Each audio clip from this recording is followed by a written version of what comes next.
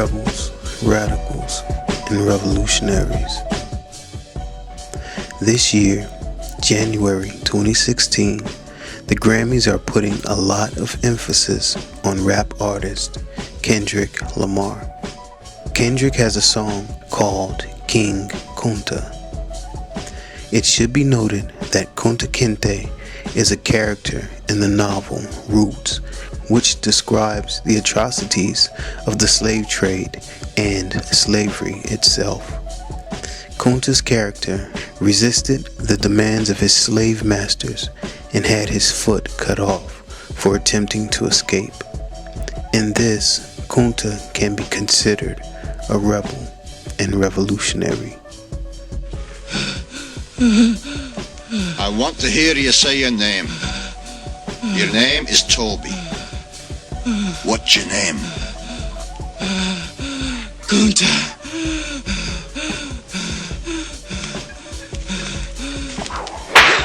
I grew up watching this series called Roots. My family put me on. One of the characters was by the name of Kunta Kinte. And me basically remembering that and having my own journey in the music business and just playing off words, you know. This character, they actually chopped his foot off. And I played off words in that record, you know, no matter what type of acts or sword you bring in my way, you will never cut down the legs that's running, you know, by the forces of God. Interestingly, the media has chosen to highlight rapper Kendrick Lamar's accomplishments this month, connecting him with Martin Luther King Jr.'s birthday, and next month as well, connecting him with Black History Month, while at the same time ignoring the quest for justice of the family of Kendrick Johnson, whose dead body was found stuffed in a high school gym mat in January 2013. It should be noted that Kendrick Johnson attended Lowndes County High School, whose mascot is a Viking. Historically, Vikings were Germanic Norse seafarers, and interestingly enough, at the core of Nietzsche's philosophy is the concept of the Übermensch, or Superman. Nietzsche declares that the Übermensch replaces God with himself.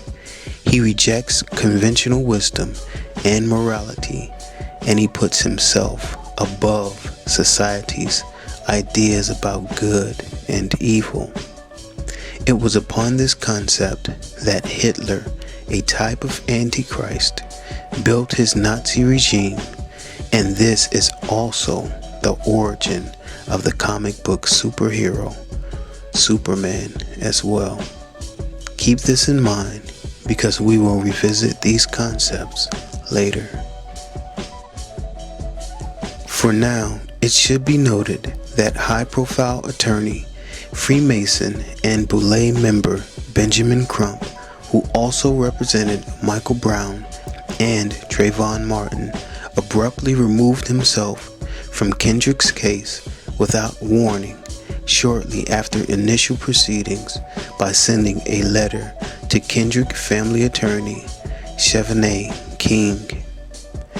In both of these stories, we can see the connection of the names Kendrick and King. Kendrick Lamar has been nominated for 11 Grammys. The number 11 is connected to the age of Aquarius, since the zodiac sign of Aquarius is the 11th astrological sign. We also know that the age of Aquarius is the age of Antichrist. The Grammys are occurring February 15th, and February is the month of Aquarius.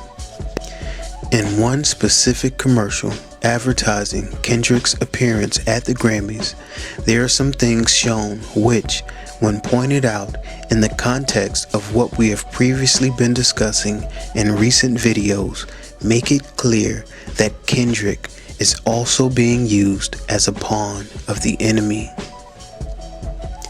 In Kendrick Lamar's Grammy commercial entitled Witness Greatness, there's a reference to Barack Obama.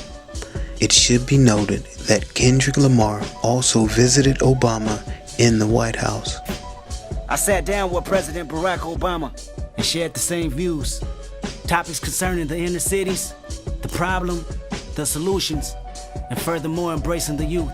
Obama picked Kendrick Lamar as the best and most lyrical MC between Kendrick and Drake. But if Drake and Kendrick Lamar got in a rap battle, who do you think would win? Gotta go with Kendrick. If we break down the etymology of the name Kendrick Lamar, a very interesting message appears. The name Kendrick comes from Kendrich, from the Old English, meaning royal power or chief man. In Ireland, it comes from Indriachtak, meaning the attacker. It should be noted that a synonym for the word attacker is beast, and the name Lamar means of the sea. Therefore, the meaning of Kendrick Lamar is one with royal power, a chief man, the beast from the sea. Therefore, the connection between Kendrick and Obama is undeniable. We know that Revelation chapter 13 verse 1 describes the Antichrist as the beast from the sea, and verse 2 describes him as a leopard. Remember this fact because we will come back to it later.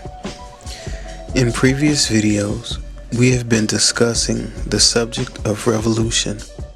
Kendrick Lamar has a song entitled High Power, and this song is all about revolution and revolutionaries. Kendrick connects the song High Power with the number 3 as well as revolution.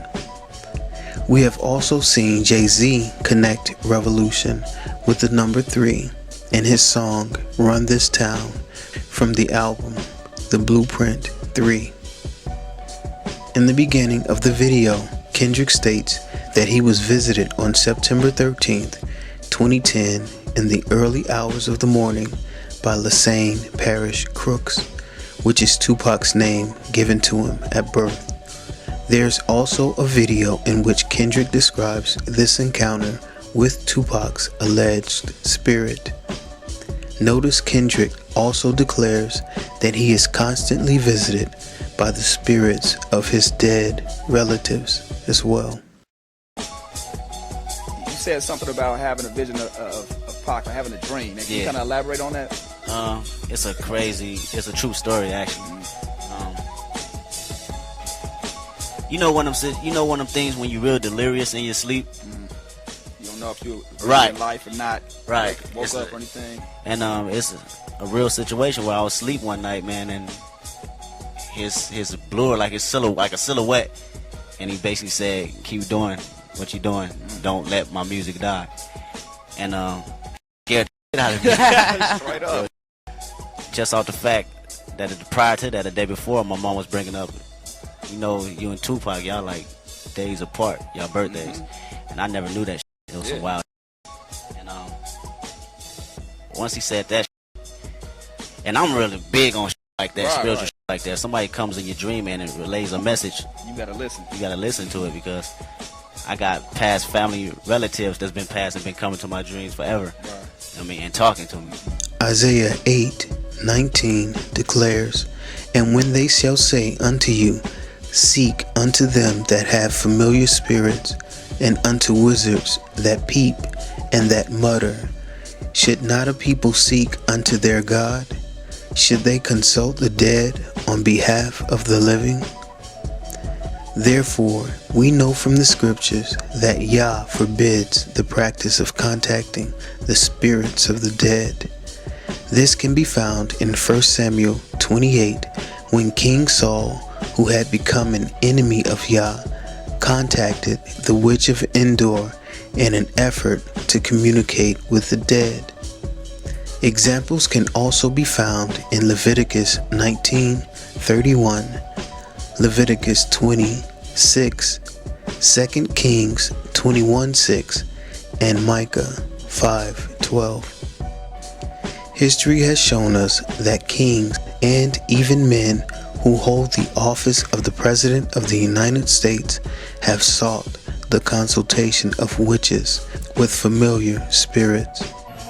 Astrologer Joan Quigley was hired to read charts for one of the most powerful couples on Earth, and some people believed she changed history. I timed all the press conferences. I timed most of the speeches.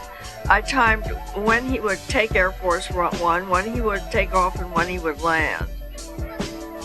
It was Nancy Reagan who sought out Joan Quigley's advice after her husband was elected in 1980. President Reagan's election in 1980 was followed by John Hinckley's assassination attempt in March of 1981. The bullet came within inches of Reagan's heart, but he didn't die. From then on, Joan Quigley used astrology for every important event of Reagan's administration.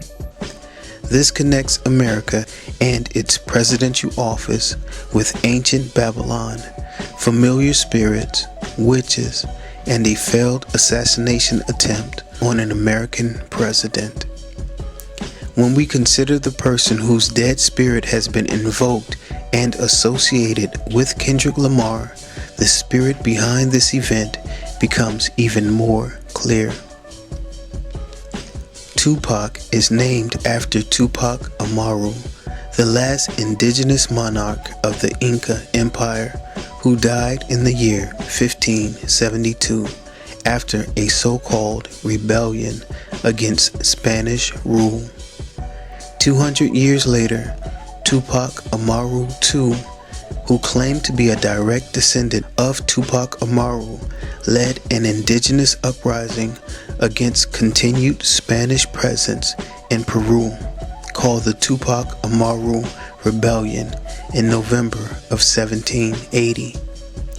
These two examples provide a foundation for the argument that there is an attempt to invoke the spirit of rebellion and revolution by the spirit of Antichrist.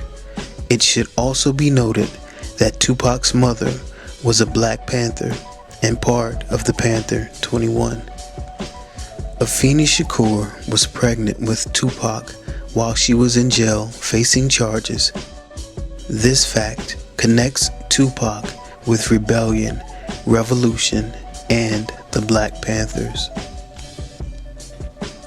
In our previous video, we discussed Cam Newton, the quarterback of the Carolina Panthers, and his symbolic connection to Huey P. Newton and the Black Panthers, who were revolutionary socialists. These connections seem to point us back to the spirit of Antichrist and the promotion of revolution as well. Cam Newton is a black quarterback who wears the number 1 and plays for the Carolina Panthers. The quarterback is the leader of the team. He is the player who is the commander-in-chief on the field of battle, much like the president is commander-in-chief of the armed forces. Panthers are called leopards in Asia and Africa, and this connects panthers with the Antichrist, or beast from the sea, found in Revelation 13. The Panthers' chief man, Cam Newton, also has an end zone celebration where he simulates opening his shirt to reveal an S on his chest, like Clark Kent would when he changes into Superman. We know that Obama has been connected with Superman as well. Contrary to the rumors that you've heard, I was not born in a manger. I was actually born on Krypton and sent here by my father, Jor-El, to save the planet Earth. Cam Newton was connected with Obama's Yes We Can slogan also. We know that Superman is a type of false god, anti-Messiah, or Antichrist. Is it really surprising that the most powerful man in the world should be a figure of controversy? We, as a population on this planet, have been looking for a savior. The world has been so caught up with what he can do that no one has asked what he should do. The president has also been connected to the character of Superman in a different way. Before Superman takes off his disguise to reveal his true nature, he is portrayed as the clumsy, weak, and impotent Clark Kent. Gonna have to ask you to leave. I think I'll probably just leave when I'm good and ready.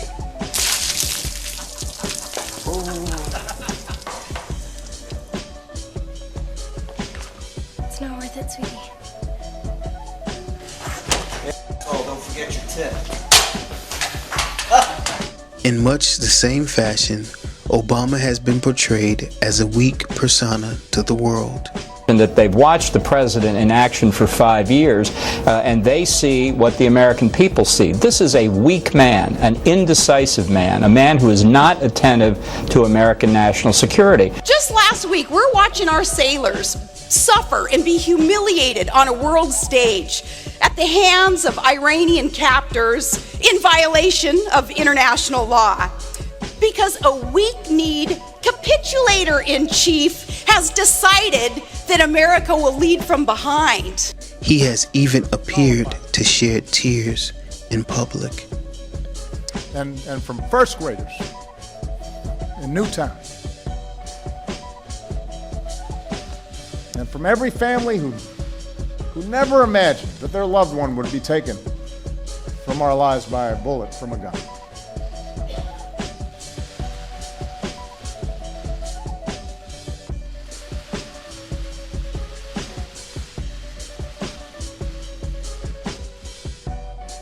This is all just a part of his mild-mannered Clark Kent persona, as opposed to his anti-Messiah Superman persona. We must also remember that Barack Obama's mentor, Saul Alinsky, who wrote the book Rules for Radicals, acknowledged Lucifer as the very first rebel or revolutionary when he wrote the following: "Lest we forget at least an over-the-shoulder acknowledgement to the very first radical from all our legends, mythology, and history, the first radical known to man who rebelled against the establishment and did it so effectively that he at least won his own kingdom, Lucifer." Therefore, according to Saul Alinsky, the ultimate and first rebel, the first radical, the very first revolutionary was Lucifer, and the Antichrist is a physical representation of the spirit of rebellion. This spirit is disguised in a weak and impotent facade. However, after the head wound, the beast is revived and rises again as Superman, the anti-Messiah and false God. See Revelations 13:1-10. In closing, the world is being overcome by the spirit of rebellion and revolution against the natural order which Yah set up from the foundation of the world. This is the establishment that Lucifer and those who follow him rebel against. The scriptures declare in 1 Timothy 4:1, "Now the Spirit speaketh expressly, that in the latter times some shall depart from the faith, giving heed to seducing spirits and doctrines of devils, speaking lies in hypocrisy, having their conscience seared with a hot iron." 1 John chapter 5:19 goes on to tell us that we know that we are of God, and the whole world lieth in wickedness. There is a spirit of rebellion and revolution which is of the spirit of Antichrist, and this spirit rules the age of Aquarius. However, there is also the spirit of the true and living God, which dwells in the hearts and souls of the children of Yah. Take a look in the mirror and ask yourself, whose spirit do you have dwelling inside of your temple? Amen. Shalom.